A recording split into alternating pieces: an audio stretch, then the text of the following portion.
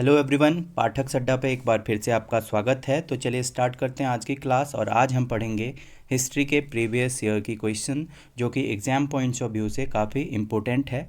तो चलिए स्टार्ट करते हैं पहले क्वेश्चन के साथ।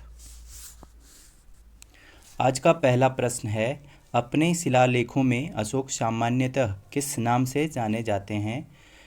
तो ऑप्शन है हमारे पास चक्रवर्ती, प्रियदर्शी, धर्मदेव, धर्म, कृति। फिर पांचवा option none of the above और मोर देन वन। तो इसका जो राइट आंसर होगा, ये बीपीएससी 65 का क्वेश्चन था, इसका राइट आंसर ऑप्शन 2 होगा। अब अशोक से रिलेटेड कुछ ऐसे पॉइंट्स को देखते हैं जो कि एग्जाम्स में बार बार आते हैं। तो ये प्रियदर्शी छोड़ के अशोक के और कुछ उपाधि थे, उपनाम थे, जिनको हम यहाँ पे देखेंगे। एक नाम था देवनाम प्रिय, और इस नाम का जिक्र मोस्टली जगह पे हुआ। मोस्टली जितने भी अशोक के अभिलेख थे उनमें सबसे ज़्यादा बार इसी नाम का जिक्र हुआ। और ये किस किस जगह के अभिलेख में था? तो एक था आपको शहबाज गढ़ी, जो कि आज के पाकिस्तान में है। फिर कालसी हो गया, मानसेहरा हो गया, वहाँ के अभिलेख में ये देवनाम प्रिय नाम का जिक्र हुआ। फिर प्रियदर्शी, और एक था आपको प्रियदासी। ये दोनों नाम आपको भापरू अभिलेख, जो कि राजस्थान में अवस्थित है, वहाँ से पता चला है। फिर एक आता है बुद्ध शाक्य, जो कि मास्की के गुर्जरा अभिलेख से प्राप्त हुआ। अशोक को कुछ जगहों पे चंड अशोक के नाम से भी जाना गया। चंड अशोक इसलिए कहा गया क्योंकि उन्होंने कलिंग युद्ध लड़ा था अपने कोरोनेशन मतलब राज्याभिषेक के 9 साल के बाद, जो कि किससे लड़ा गया था? शिला राज्ञा में लड़ा गया था ये युद्ध। और वो वहाँ के उनके जो अपोनेंट थे उनका नाम था पद्मनाभा। और इसमें लगभग 1.5 लाख लोगों की मौत हुई, इसलिए अशोक का नाम चंड अशोक के नाम से भी जाना गया है। फिर आपको जब उस युद्ध में बहुत सारे मृतकों को देखने के बाद उनके मन में परिवर्तन आया और वो बौद्ध धर्म को प्राप्त किए, फिर उनका नाम धर्म अशोक हो गया। ठीक है, उस नाम से भी उनको जाना गया। अब अशोक के पिता का नाम बिंदुसार था और उनकी माता का नाम सुभद्रांगी था। अशोक का जो शुरू का नाम था, पूरा नाम था, वो देवनाम प्रिय अशोक मौर्य था और उनका जन्म 13 अप्रैल 304 बीसी पूर्व हुआ था। ठीक है, ये क्लियर हो गया। अब अशोक टोटल कितने इंस्क्रिप्शन अशोक के नाम के हैं? लगभग 33 इंस्क्रिप्शन, जिसको अभिलेख शिलालेख बोलते हैं, थे, जिसमें दीर्घ शिलालेख भी थे। फिर जो छोटा वाला होता शॉर्ट माइनर इंस्क्रिप्शन थे वो भी थे। इसमें कुछ स्तंभ लेख भी थे।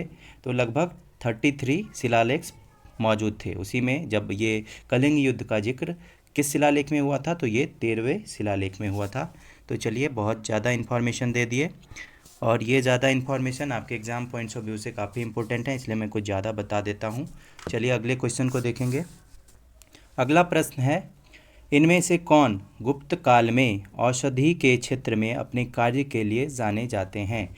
Who among the following is non for his work in the field of medicine during Gupta period? अब गुप्त पीरियड को भारत का गोल्डन पीरियड के नाम से भी जाना जाता था। और इसका जो राइट आंसर होगा, ऑप्शन से हमारे पास सुश्रुत, फिर आता है शौमिल, फिर आता है शूद्रक, फिर शौनक। तो इसका राइट आंसर होगा सुश्रुत, जो कि गुप्त पीरियड में वो भारत के अंदर सर्जरी के पिता माने जाते हैं। सुश्रुत फादर ऑफ सर्जरी माने जाते हैं इंडिया के अंदर। भारत के ये पहले सर्जन हुआ करते थे, और इन्होंने एक बुक लिखा था जो कि बहुत इम्पोर्टेंट है, जिसका नाम था सुश्रुता संहिता। और ये जो सुश्रुत थे वो कुषाण पीरियड में भी थे और गुप्ता पीरियड में भी थे। अब गुप्त एरा की यहाँ पे बात आई है तो उसको जिक्र करेंगे, तो उसके बारे में कुछ क्वेश्चन को हम यहाँ पे देखेंगे। ये गुप्ता का जो पीरियड था वो लगभग 320 से 550 एडी तक रहा था। इसके जो फाउंडर हुआ करते थे, कौन थे इसके फाउंडर? श्रीगुप्त। फिर इनके पीरियड में और कुछ विद्वान थे जिनको हम यहाँ पे देखेंगे। एक आपको आता है विष्णु शर्मा, जो कि गुप्ता पीरियड में ही थे। फिर विशाख दत्त, जिन्होंने मुद्रा राक्षस लिखा था, ये भी गुप्ता पीरियड में ही थे। विष्णु शर्मा ने पंचतंत्र की रचना करी थी। फिर भर्तृहरि, ये भी गुप्ता पीरियड में ही थे। आर्यभट्ट, जो कि मैथमेटिशियन थे, ये भी गुप्ता पीरियड में ही थे। इन्होंने बुक लिखा था, वैल्यू ऑफ पाई दिया था, फिर डिस्टेंस बताए थे अर्थ और सन के बीच में। फिर आपको आता है कालिदास जो कि चंद्रगुप्त विक्रमादित्य जो थे चंद्रगुप्त सेकंड थे उनके पीरियड में थे, जिन्होंने बुक लिखी थी अभिज्ञान शाकुंतलम। कुमार संभवम। फिर आपको आता है मालविका अग्निमित्रम, फिर ऋतु संहारम, मेघदूतम। ये सारे के सारे कालिदास की रचना थी और ये भी गुप्ता पीरियड से ही बिलोंग करते थे। और नेक्स्ट क्वेश्चन देखेंगे, नेक्स्ट पॉइंट को भी देख लेते हैं। शूद्रक, शूद्रक जिन्होंने मृक्ष कट्टिकम की रचना की थी और ये दक्षिण भारतीय थे। फिर आता है शौनक जिन्होंने जो एक वैदिक आचार्य थे ऋग वैदिक पीरियड में। चलिए अगले क्वेश्चन को देखेंगे। अगला प्रश्न है हमारा, निम्नलिखित में से प्राचीन भारत की कौन सी लिपि दाहिने से बाईं ओर लिखी जाती थी? ऑप्शन है हमारे पास ब्रह्मी, फिर आता है शारदा, फिर खरोष्ठी, फिर आता है नंद नागरी, नन ऑफ द अबव और मोर देन वन। तो इसका जो राइट आंसर होगा, खरोष्ठी लिपि को उर्दू के जैसे लिखा जाता है, लेफ्ट टू राइट। और इसका दूसरा नाम क्या है? एक गांधार स्क्रिप्ट के नाम से भी खरोष्ठी लिपि जाना जाता है। ये गांधार स्क्रिप्ट के नाम से जाना जाता है। इसको इंडो बैक्टीरियन स्क्रिप्ट भी कहते हैं। और ये जितने भी स्क्रिप्ट थे उसको सबसे पहले इंडिया के अंदर कौन पढ़ा था? तो एक ब्रिटिशर्स थे। कौन थे? James Prinsep. सबसे पहली बार इन्होंने नहीं इस लिपि को पढ़ा था, ब्रह्मी को, फिर खरोष्ठी स्क्रिप्ट को इंडिया के अंदर। और जेम्स प्रिंसेप कब पढ़े थे ये? तो 1837 में। चलिए नेक्स्ट क्वेश्चन को देखेंगे। चौथा नंबर का जो प्रश्न है हमारा, which one of the following ports was in use for the north Indian trade during the Gupta period? निम्नलिखित में से कौन सा बंदरगाह गुप्त काल में उत्तर भारतीय व्यापार के लिए उपयोग किया जाता था? ऑप्शन है हमारे पास कल्याण, ताम्रलिप्ति, फिर आता है भरूच, फिर Cambay, none of the above और मोर देन वन। तो इसका जो राइट आंसर होगा, ताम्रलिप्ति का यूज़ किया जाता था गुप्ता पीरियड के अंदर में। ऑप्शन सेकंड सही जवाब है। फिर बरोच जो था वहाँ पे मूलतः स्पाइस, जिसको मसाला बोलेंगे, पल्स हो गया, सोना हो गया, फिर घोड़े हो गए, इन सभी का व्यापार किया जाता था। और कल्याण हो गया, कैंपबे हो गया, यहाँ पे यही स्पाइसेस का ट्रेड किया जाता था। ताम्रलिप्ति एग्जिट पॉइंट था किसका? मौर्य ट्रेड का जो रूट था उसका, और साउथ इंडिया और साउथ ईस्ट पार्ट का एग्जिट पॉइंट था। और ये बे ऑफ बंगाल में के आसपास में ये होता था। चलिए अगले क्वेश्चन को देखेंगे। अगला प्रश्न है, under whose leadership was Mughal painting at its peak? Mughal चित्रकला किसके नेतृत्व में अपने शीर्ष बिंदु पर थी सॉरी। तो इसका जो राइट आंसर होगा, जहांगीर, हुमायूं, शाहजहां, अकबर। इसका पहला ऑप्शन जहांगीर सही जवाब है। मुगल पेंटिंग जहांगीर, जो कि बहुत उनके टाइम में मतलब आर्ट का पीरियड माना जाता था मुग़ल के पीरियड में, ठीक है। उनका जो ओरिजिनल नाम था नूर उद्दीन मोहम्मद सलीम। उनके पिता अकबर हुआ करते थे और उनकी माता का नाम हरकाबाई, जो कि जोधा थी। और उनका कोरोनेशन कब हुआ था जहांगीर का? 1605 ईस्वी में कोरोनेशन हुआ था। उनके टाइम में जो चित्रकार हुआ करते थे, उनके नाम को हम यहाँ पे देखेंगे। एक होते थे आपको मंसूर, फिर आ गया बिशन दास, फिर इनायत अली, एक थे आपको गोवर्धन। ये सारे के सारे पेंटर जहांगीर के टाइम के पेंटर थे। और ये मंसूर जो था वो चिड़िया का पेंटिंग करता था, जिस चिड़िया का नाम हुआ करता था अनारकली। वहीं पे अकबर के टाइम में दो पेंटर हुआ करते थे, उनका क्या क्या नाम था? तो अकबर के टाइम में एक थे दशावंत, जो कि जहांगीर के दोस्त हुआ करते थे, और एक थे बशावन, ये अकबर के टाइम के पेंटर थे। टोबैको कल्टीवेशन मुग़ल पीरियड के अंदर इंडिया के अंदर सबसे पहले ये जहांगीर के द्वारा ही शुरू किया गया था। और जहांगीर लगभग 5 शादी किए थे। पांचवी वाइफ उनकी थी नूर जहां। पांचवी वाइफ थी उनकी नूर जहां, जिनके पिता का नाम था एतमाद उद्दौला। और एतमाद उद्दौला के नाम से एक टॉम्ब बना हुआ है आगरा के अंदर, जो भारत का सबसे पहला संगमरमर का मकबरा था। वहीं पे इनकी नूर जहां की जो माँ थी, जहांगीर की सासू माँ थी, जिनका नाम था असमत बेगम। इन्होंने इंडिया के अंदर सेंट का आविष्कार किया था गुलाब से, ठीक है। तो ये क्वेश्चंस एग्जाम्स में आते हैं, इसलिए इनकी बीवी के बारे में हमने बात किया। और कुछ पॉइंट देखते हैं जहांगीर से रिलेटेड। जहांगीर एक न्याय का जंजीर बनाए थे आगरा किला के अंदर, और उसमें 39 कड़ियाँ थी, और उस जंजीर का क्या नाम था? जंजीर जंजीर ए अदली। जंजीर ए अदली। उनके ऑटोबायोग्राफी को, जहांगीर के ऑटोबायोग्राफी का क्या नाम था? तुजुक ए जहांगीरी। फिर आता है जहांगीर के टाइम पीरियड में कुछ अंग्रेज भारत आए थे, जिनमें सबसे पहला जो आया था कैप्टन हॉकिंस। कैप्टन हॉकिंस कब आया था? तो ये आपको 1609 ईस्वी में आया था, नहीं सॉरी 1608 ईस्वी में आया था। और 1615 ईस्वी में एक और अंग्रेज़ आया था जिसका नाम था थॉमस रॉ। और जहांगीर इन लोगों को ईस्ट इंडिया कंपनी खोलने के लिए राइट्स दे दिए थे। जहांगीर के टाइम में ही रक्षाबंधन त्यौहार जहांगीर के टाइम में स्टार्ट हुआ था। वहीं पे इंडिया के अंदर होली किसके टाइम में स्टार्ट हुआ था? तो ये मोहम्मद बिन तुगलक के टाइम में होली स्टार्ट हुआ था। तो ये क्लियर हो गया। अगले क्वेश्चन को देखेंगे। अगले क्वेश्चन को देखने से पहले कुछ ऑप्शंस को यहाँ पे डिस्कस करते हैं। हुमायूं अकबर के पिता थे और बाबर के पुत्र थे। इनका जो असली नाम था नासिर उद्दीन मोहम्मद हुमायूं, और इन्होंने कुछ युद्ध लड़ा था जो कि एग्जाम्स में पूछा जाता है। 1532 में ये युद्ध लड़े थे, हुमायूं वर्सेस शेर शाह। ये पहली युद्ध थी और इस युद्ध में हुमायूं जीत गए थे। और ये शेर शाह से युद्ध जीतने के बाद उन्होंने चुनार फोर्ट को अपने अंदर कैप्चर कर लिया हुमायूं ने। फिर आता है आपको एक युद्ध हुआ था 1534 में हुमायूं और बहादुर शाह के बीच में, और इसमें हुमायूं जीत गए, बहादुर शाह की हार हुई, और गुजरात फोर्ट हुमायूं ने कैप्चर कर लिया था 1534 में। फिर 1539 वाला जो ये बैटल है, ये बहुत एग्जाम में पूछा जाता है। ये हुआ था हुमायूं और शेर शाह के बीच, और ये युद्ध कहाँ पे हुआ था? तो चौसा के अंदर हुआ था, जिसमें हुमायूं की हार हो गई थी और शेर शाह जीत गया था। शेर शाह का असली नाम मोहम्मद फरीद हुआ करता था। फिर 1540 में हुमायूं फिर से एक बार लड़ा, किससे? हुमायूं वर्सेस शेर शाह, और इसमें भी हुमायूं की हार हुई और शेर शाह जीत गए। और इस बैटल को क्या कहते हैं? कन्नौज का बैटल। और कन्नौज की हार के बाद हुमायूं कहाँ भाग गए? अफ़गानिस्तान चले गए। फिर वो लौट कर आए कब? 1555 में। फिर से हुमायूं और शेर शाह का पुत्र था इस्लाम शाह, उसके बीच युद्ध हुआ, जिसमें हुमायूं फिर से जीत गए और मुगल साम्राज्य की फिर से एक बार स्थापना हो गई। 1556 ईस्वी में हुमायूं की डेथ हो गई। पुराना किला के अंदर एक लाइब्रेरी हुआ करता है, उसी के सीढ़ी पे से गिर के उनकी मौत हो गई।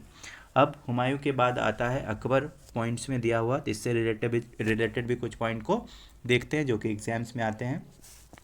अकबर तीर्थ यात्रा कर को समाप्त कर दिया था। फिर जजिया कर ये भी अकबर के द्वारा बंद कर दिया गया। फिर हैरम पार्टी ये भी अकबर के द्वारा समाप्त कर दिया गया, और जिसकी हेड किसको बनाया गया था? महामांगा को। फिर आता है इबादत खाना का निर्माण कराया अकबर ने, जहाँ पे सभी धर्म के लोग का आने की अनुमति थी। और फिर मजहर की घोषणा की। दीवान एक धर्म इस्टेब्लिश किया था जिसका नाम था दीन ए इलाही। फिर इलाही संवत की शुरुआत अकबर के द्वारा किया गया था, और कैपिटल को लाहौर स्थानांतरित अकबर ने ही किया था। अकबर के टाइम में रामायण का फारसी अनुवाद हुआ, और ये किसने किया था? मुल्ला अब्दुल कादिर बदायूनी ने फारसी में रामायण का अनुवाद किया था पर्शियन में। तो ये एग्जाम में पूछा जाता है। फिर फैज़ी ऑथर थे अकबर के दरबार में, वो क्या करते थे? उसने क्या किया था? पंचतंत्र को किस चीज़ में अनुवाद किया? फारसी में। फिर आता अथर्ववेद का भी अनुवाद किया गया था, अथर्ववेद का भी अनुवाद किया गया था अकबर के टाइम में, और अथर्ववेद का अनुवाद पर्शियन में किया गया था किसके द्वारा? इब्राहिम सईद के द्वारा।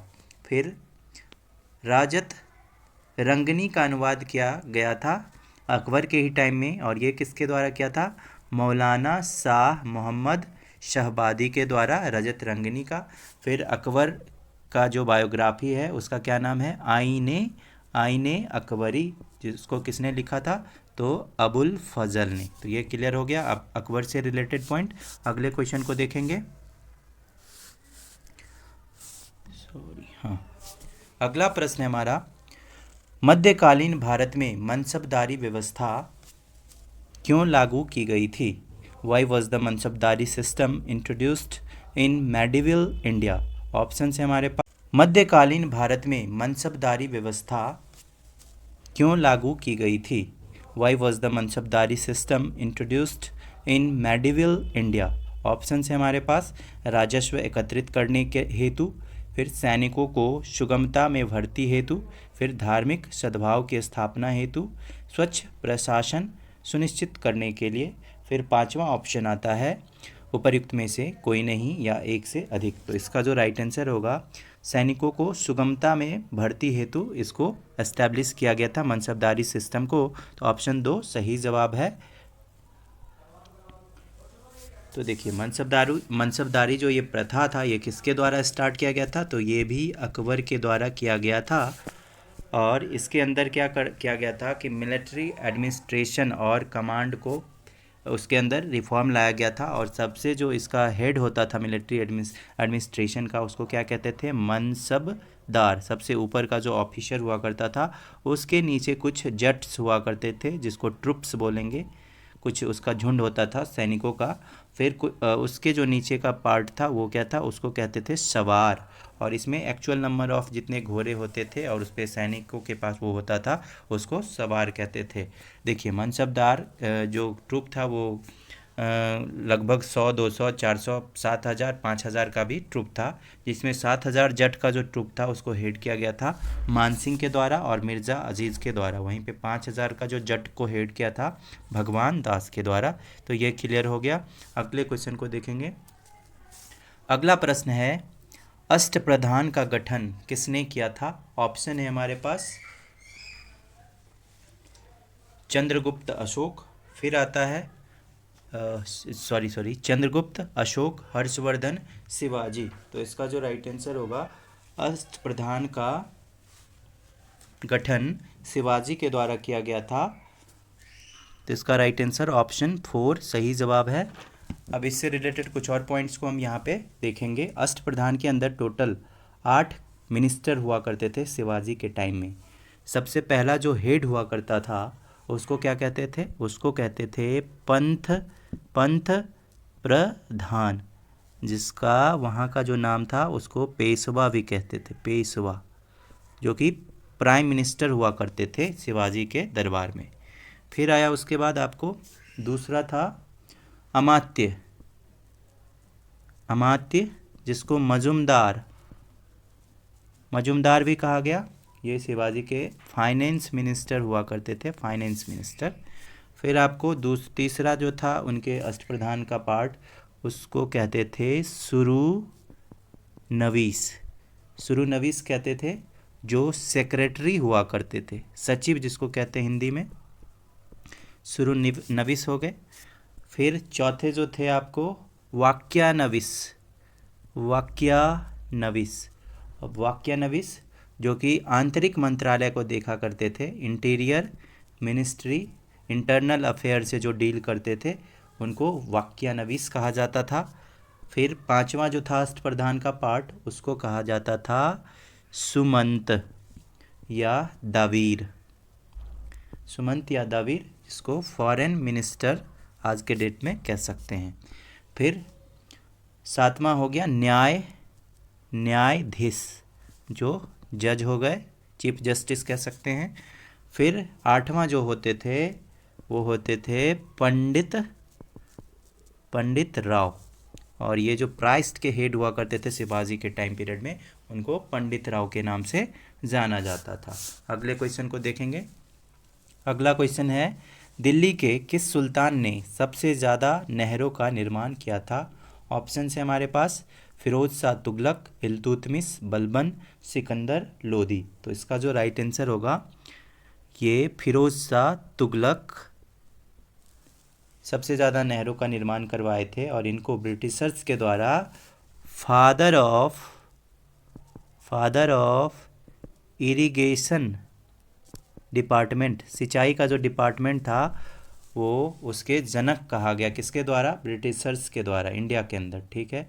इन्होंने बहुत सारे नंबर में गार्डन्स बनवाया, फिर कैनाल बनवाया जिसको नहर कहते हैं, और ये मोस्टली कैनाल जो थे, एक थे आपको जो कि यमुना और हिसार को कनेक्ट किया था, फिर सतलज झज्जर के बीच में कैनाल बनाए थे, फिर मांडवी सिरमौर हिल्स के बीच में कैनाल बनाए थे।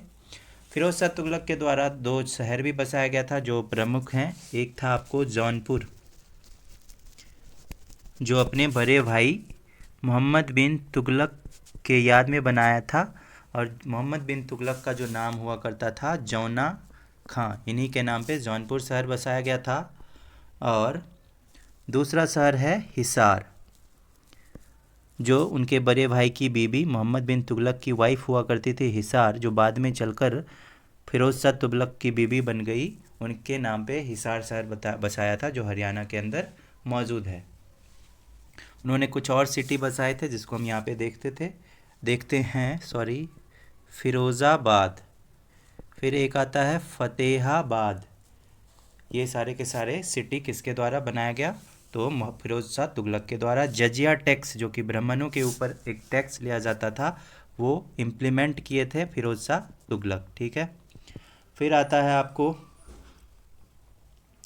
इनका जो टाइम पीरियड था वो कितने और कितने के बीच में था? तो ये 1320 से लेकर 1351 से लेकर 1381 के बीच में रहते, लगभग 30 साल तुगलक डायनेस्टी पे राज किए। और ये जितने भी सल्तनत पीरियड थे, सबसे मैक्सिमम टाइम के लिए जो रूल किए थे उसमें से कौन है? तो ये तुगलक लोग ही मिलकर रूल किए थे सबसे मैक्सिमम टाइम के लिए। ये क्वेश्चन क्लियर हो गया। ऑप्शन में कुछ ऑप्शंस के पॉइंट्स को भी हम यहाँ पे देखेंगे। इल्तुतमिश जो कि कुतुब मीनार को पूरा करवाए थे। फिर इन्होंने सिल्वर, जिसका नाम टाका दिया, उसका कॉइन, और जीतल जो कि कॉपर का कॉइन था उसको एस्टैब्लिश करा था अपने साम्राज्य के अंदर। फिर ये एक चहलगनी का निर्माण कराए थे जिसको तुर्कान ए चहलगनी के नाम से जाना जाता था, या शॉर्ट टर्म में चालीसा कह सकते हैं। इल्तुतमिश को ही स्लैब ऑफ स्लैब, गुलामों का गुलाम कहा गया है। इन्होंने आर्मी का भी ऑर्गेनाइजेशन को अच्छे तरीके से बनाया था। चलिए ये क्लियर हो गया। फिर बलबन के बारे में देखते हैं। तो बलबन सबसे पहले क्या किया? चालीसा को समाप्त कर दिया। फिर ब्लड और आयरन पॉलिसी जो था इसी के द्वारा लाया गया था, जो कि बीपीएससी में ये पूछा गया क्वेश्चन भी है। सजदा और पैबोस का जो प्रथा था वो बलबन के द्वारा शुरू किया गया। ये हो गया। फिर नेक्स्ट ऑप्शन में है आपको सिकंदर लोदी। सिकंदर लोदी ने आगरा शहर बसाया, ठीक है। फिर ये एग्रीकल्चर डिपार्टमेंट की स्थापना करी थी इन्होंने, और ये म्यूज़िक के बहुत शौकीन हुआ करते थे। फिर आपको आता है, ये क्लियर हो गया, पॉइंट्स के सारे ऑप्शन क्लियर हो गए। नेक्स्ट क्वेश्चन को हम देखेंगे यहाँ पे। बंगाल की खाड़ी में समुद्री डकैती हेतु हुगली का उपयोग कौन करता था? ऑप्शन है हमारे पास डच, फ्रांसीसी, फिर पुर्तगाली, फिर आता है नन ऑफ द अबव, और इंग्लिश मैन भी है चौथा ऑप्शन में। तो इसका जो राइट आंसर होगा ये पोर्टुगीज़ के द्वारा किया जाता था। ऑप्शन 2 सही जवाब है। इंडिया के अंदर सबसे पहले जो यूरोपियन आया वो कौन आया था? तो वो आपको पोर्टुगीज़ ही आया था। कब आया था? 1498 में वास्को डी गामा इंडिया आया था, और उसका स्वागत कौन किया था? तो उसका स्वागत किया था जमोरिन, जो कि कालीकट के राजा हुआ करते थे।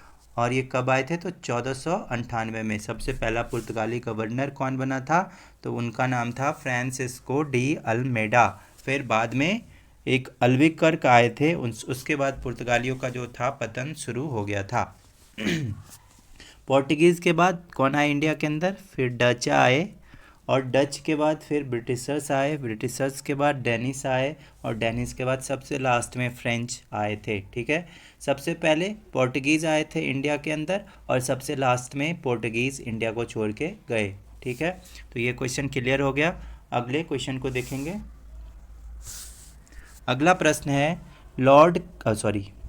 ठगों का उन्मूलन किसके नेतृत्व में हुआ था? ऑप्शन है हमारे पास लॉर्ड क्लाइव, फिर आता कैप्टन स्लिमन, फिर लॉर्ड मिंटो, अलेक्जेंडर बर्न्स। तो इसका जो राइट आंसर होगा ये ठगों का जो उन्मूलन था वो कैप्टन सलीमन के द्वारा किया गया था। और कैप्टन सलीमन किसके टाइम पीरियड में थे इंडिया के अंदर? ये सिविल सर्वेंट हुआ करते थे।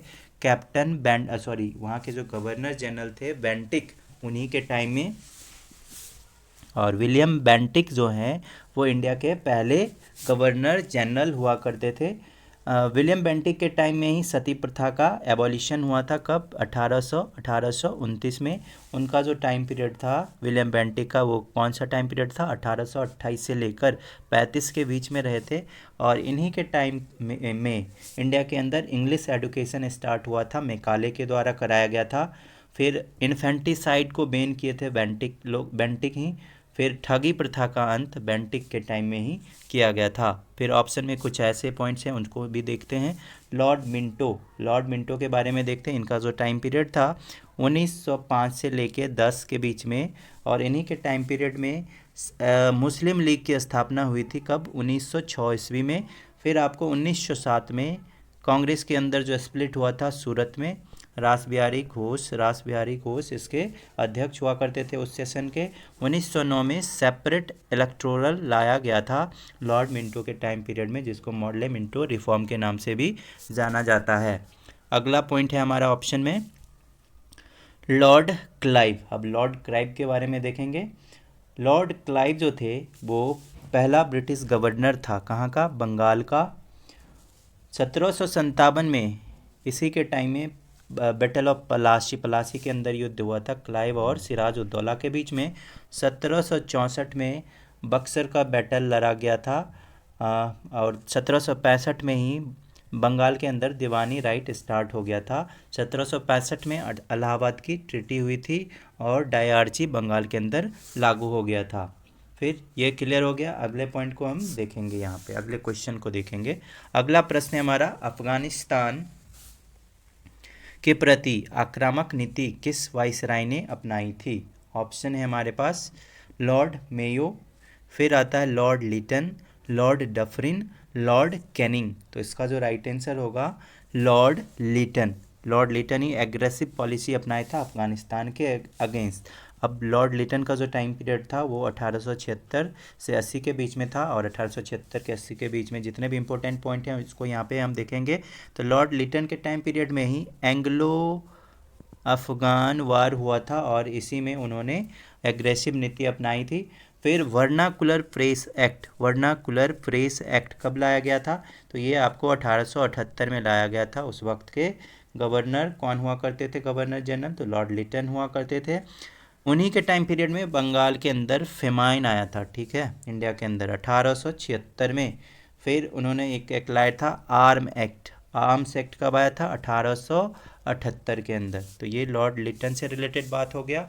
अब लॉर्ड लिटन के बाद दूसरे पॉइंट को हम देखेंगे, लॉर्ड मैयो।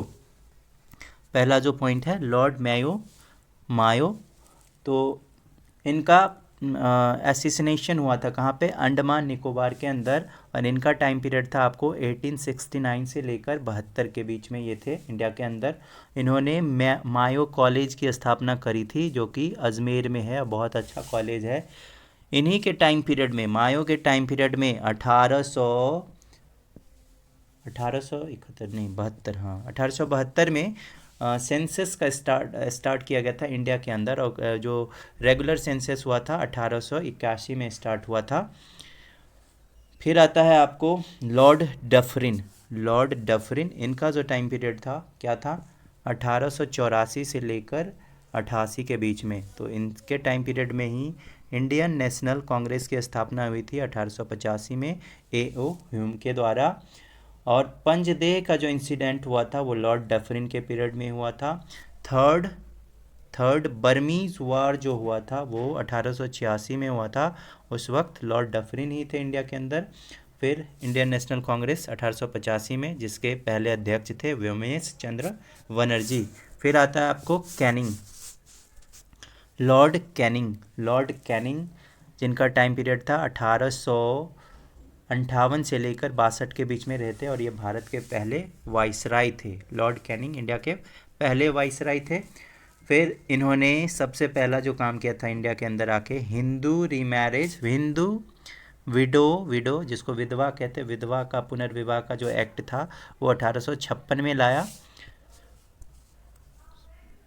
फिर आया आपको इनके टाइम में ही 1857 में विद्रोह हुआ था। Government of India act 1858 Canning के टाइम में आया था। इंडियन काउंसिल एक्ट 1861 में आया। सिविल सर्वेंट एक्ट 1861 में आया। फिर इंडिगो रिवोल्ट लॉर्ड कैनिंग के टाइम में ही बंगाल के अंदर में आया था, जिसका टाइम पीरियड था 1859 से 60 के बीच में इंडिगो रिवोल्ट आया था। इनकम टैक्स इंट्रोड्यूस किया गया था कैनिंग के टाइम पीरियड में ही। इंडियन पैनल कोड भी कैनिंग के टाइम पीरियड में ही स्टार्ट किया गया था। अगले क्वेश्चन को देखेंगे। अगला क्वेश्चन है 1930 में महात्मा गांधी ने सविनय अवज्ञा आंदोलन कहाँ से प्रारंभ किया? ऑप्शन है हमारे पास Wardha, Dandi, Sevagram, Sabarmati, none of the above. तो 1930 में जिसको सिविल डिसोबीडियंस मूवमेंट कहेंगे, सविनय अवज्ञा आंदोलन, गांधी जी साबरमती से कहाँ चले थे? दांडी, जो कि लगभग कितना किलोमीटर था? 240 माइल था। ठीक है। और ये कब चले थे? आपको चले थे 12 मार्च 1930 ईस्वी को, और 5 अप्रैल को वो डांडी पहुँचे थे। 5 अप्रैल को डांडी पहुँचे थे।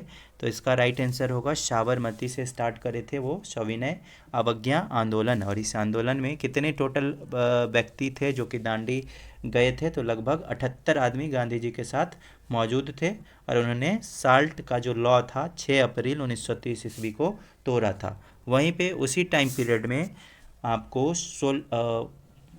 सी राजगोपालाचारी जो कि साल्ट मार्च किए थे, कहाँ से?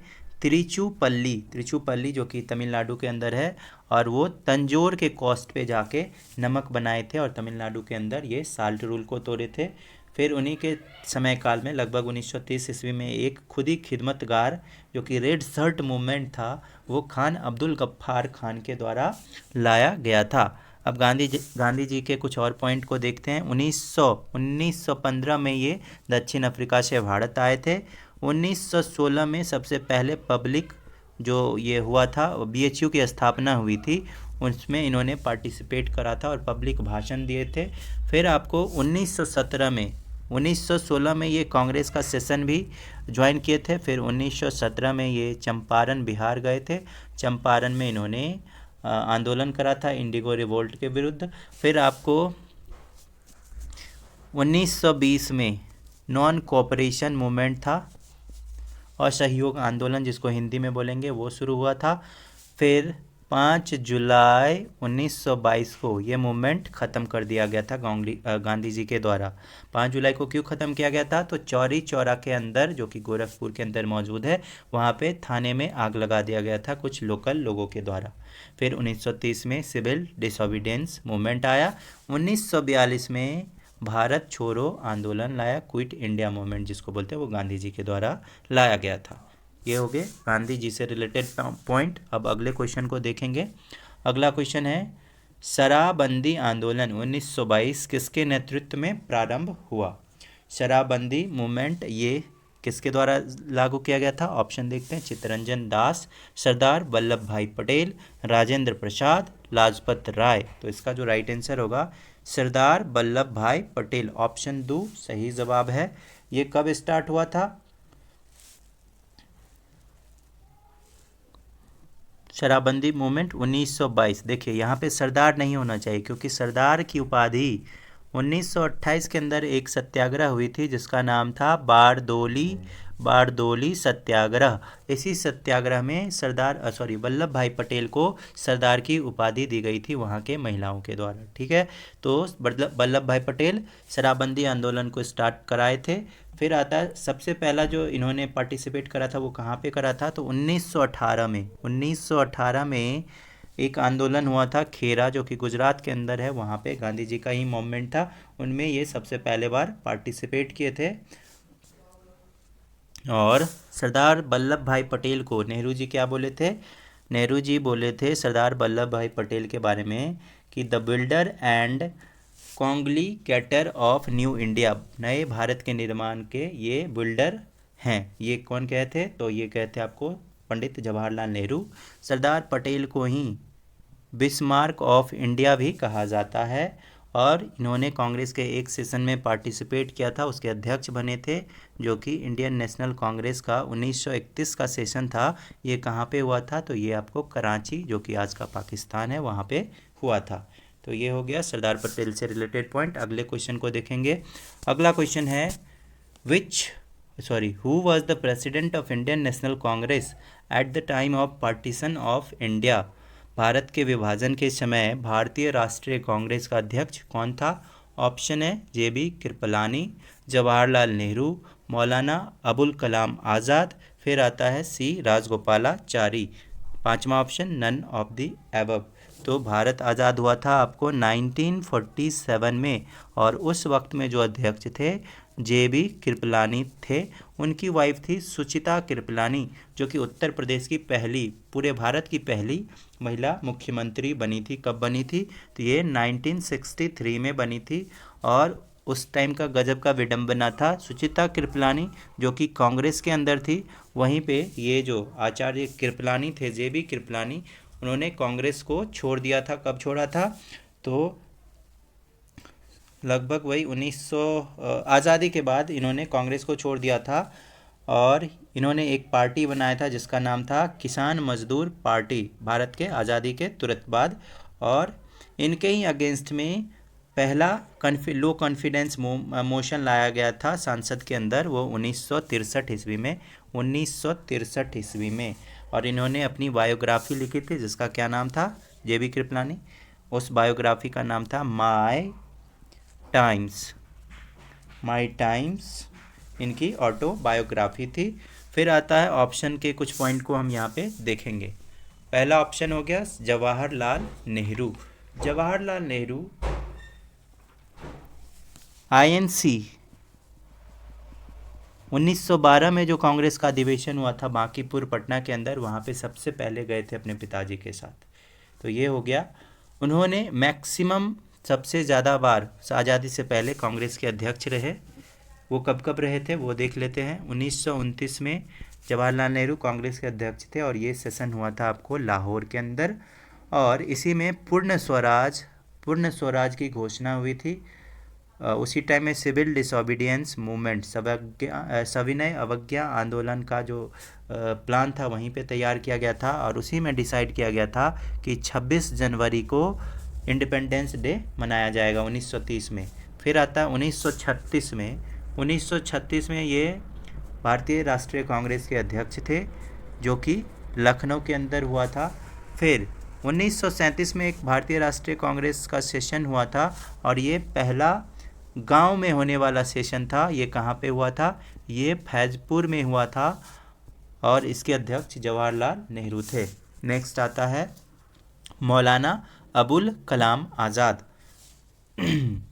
मौलाना अबुल कलाम आज़ाद जो कि 1940 ईस्वी में कांग्रेस के अध्यक्ष थे, और जो हुआ था आपको रामगढ़, जो कि उस समय में बिहार के अंदर था, बट आजकल झारखंड के अंदर है। और मौलाना अबुल कलाम आज़ाद जो कि भारतीय राष्ट्रीय कांग्रेस के सबसे युवा अध्यक्ष होने का भी गौरव प्राप्त किया है। और ये सेशन कहाँ हुआ था? दिल्ली के अंदर हुआ था 1923 ईस्वी में। 1923 ईस्वी में हुआ था, और ये भारतीय राष्ट्रीय कांग्रेस के सबसे युवा अध्यक्ष थे। वहीं पे 1941 से 45 के बीच में भारतीय राष्ट्रीय कांग्रेस का कोई अधिवेशन नहीं हुआ था। तो कांग्रेस के जो ऑल इन ऑल हुआ करते थे उस वक्त में, अध्यक्ष जिसको कहेंगे, वो अबुल कलाम आज़ाद ही थे। फिर सी राजगोपालाचारी को पहला भारत रत्न मिला था किन किन लोगों के साथ? एक थे सीवी रमन, फिर आपको भारत के पहले उपराष्ट्रपति जिनका नाम था सर्वपल्ली राधाकृष्णन, और एक हो गए तीसरे सी राजगोपालाचारी। इनको भारत रत्न मिला था 1954 में, 1954 में। और ये स्वतंत्र भारत के पहले गवर्नर जनरल हुआ करते थे। तो ये क्लियर हो गया। अगले क्वेश्चन को देखेंगे। अगला प्रश्न है भारतीय राष्ट्रीय कांग्रेस के संस्थापक कौन थे? ऑप्शन है विलियम एडम, फिर आता है ए ओ ह्यूम, फिर आता है रास बिहारी बोस, फिर आता है मोतीलाल नेहरू। फिर पांचवा ऑप्शन है नन ऑफ द अबव और मोर देन वन। तो भारतीय राष्ट्रीय कांग्रेस की जो स्थापना हुई थी वो आपको करी गई थी ए.ओ. ह्यूम के द्वारा। तो इसका जो राइट आंसर होगा ए.ओ. ह्यूम, जिसको हर्मिट ऑफ शिमला के नाम से भी जाना जाता है। भारतीय राष्ट्रीय कांग्रेस की स्थापना 1885 ईस्वी में हुई थी। इसके पहले अध्यक्ष थे W.C. बनर्जी। और ये कहाँ पे हुआ था? तो ये आपको एक संस्कृत विद्यालय हुआ करता था बम्बई के अंदर, वहीं पे ये अधिवेशन हुआ था। और उस टाइम में कौन गवर्नर जनरल हुआ करते थे? तो वो उस टाइम में गवर्नर जनरल थे, आपको अभी अभी हमने पढ़ाया था, वो आप ऑप्शन में बताइए। डफरिन ही थे उस वक्त में वहाँ के गवर्नर, इंडिया के गवर्नर। नेक्स्ट आता है, अगले क्वेश्चन को हम देखेंगे, नहीं, रास बिहारी बोस के बारे में भी हम यहाँ पे देखेंगे। रास बिहारी बोस जो कि 1907 में कांग्रेस का सेशन हुआ था, जिसमें गरम दल और नरम दल के बीच में विभाजन हो गया था, उसके अध्यक्ष थे। नेक्स्ट क्वेश्चन को देखेंगे। अगला क्वेश्चन है स्वराज। 45 मिनट हो गया, चलिए फिर बेस उड़ाते हैं।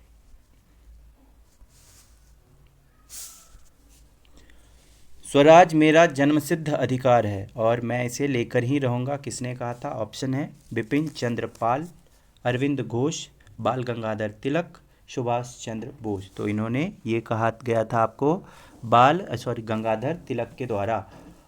इनको फादर ऑफ इंडिया अनरेस्ट कहा गया था ब्रिटिश के द्वारा। भारतीय अशांति का जनक, जिसको हिंदी में बोलेंगे।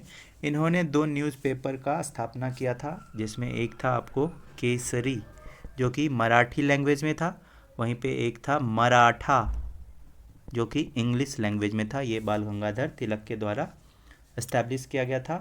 फिर इन्होंने होम रूल मूवमेंट की शुरुआत करी थी। होम रूल मूवमेंट जो बाद में आगे चल के एनी बेसेंट के होम रूल मूवमेंट के साथ में अटैच हो गया था।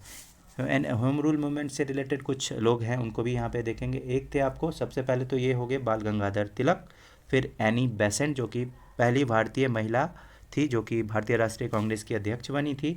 फिर एक थे G.S. खपारदे, तो ये हो गए होम रूल मूवमेंट से बिलोंग करते थे। चलिए अगले क्वेश्चन को देखें, नहीं, एक और चीज़ देखते हैं इनके बारे में। 1894 ईस्वी में महाराष्ट्र के अंदर, बम्बई के अंदर गणेश पूजा जो हुआ था, गणेश चतुर्थी की शुरुआत बाल गंगाधर तिलक के द्वारा ही किया गया था। फिर शिवाजी जयंती भी इनके द्वारा महाराष्ट्र के अंदर शुरू किया गया था। तो ये तिलक से रिलेटेड इंपॉर्टेंट पॉइंट हो गए जो कि एग्जाम में बार बार पूछे जाते हैं। और तिलक की मृत्यु हुई थी 1920 ईस्वी के अंदर। फिर अगले क्वेश्चन को देखेंगे। अगला क्वेश्चन है, रविंद्रनाथ टैगोर ने अपनी नाइटहुड की उपाधि किस कारण त्याग दी थी? तो रविंद्रनाथ, ऑप्शन देख लेंगे, सविनय अवज्ञा आंदोलन के क्रूर दमन के कारण, नहीं। भगत सिंह को फांसी दिया जाना था, नहीं। ऑप्शन तीसरा, जलियांवाला बाग हत्याकांड के कारण ही इन्होंने नाइटहुड की उपाधि त्याग दी थी। ये थर्ड ऑप्शन सही जवाब है। अब रविंद्रनाथ टैगोर से रिलेटेड कुछ पॉइंट को हम यहाँ पे देखते हैं। तो भगत सिंह को फांसी कब दिया गया था? ये ऑप्शन 2 में है, तो इसको देखते हैं। ये दिया गया था आपको 23 मार्च 1931 को। ये पॉइंट क्लियर हो गया। जलियांवाला बाग मसैकरी कब हुआ था? ये हुआ था आपको 13 अप्रैल 1919 को। और इसी इंसिडेंट के बाद इन्होंने अपना नाइटहुड, जिसको सर का टाइटल होता है, उसको वापस ब्रिटिशर्स को दे दिए थे। और ये किस चीज़ का प्रोटेस्ट था? ये था आपको रॉलेट एक्ट के विरुद्ध प्रोटेस्ट था। कहाँ पे? अमृतसर के अंदर एक जलियांवाला बाग था, वहीं पे ये प्रोटेस्ट हो रहा था, जहाँ पे जनरल ओडायर ने सबको गोली मारने की ऑर्डर दे दी थी। ठीक है, बाद में जनरल ओडायर की हत्या किसके द्वारा किया गया था? तो ये उधम सिंह के द्वारा किया गया था इंग्लैंड के अंदर। ठीक है, अब रविंद्रनाथ टैगोर के पिताजी कौन हुआ करते थे? तो देवेंद्रनाथ टैगोर इनके पिताजी हुआ करते थे, और शारदा देवी इनकी माँ हुआ करती थी। इनकी वाइफ का क्या नाम था? मृणालिनी देवी। और इनके ही भाई थे कौन?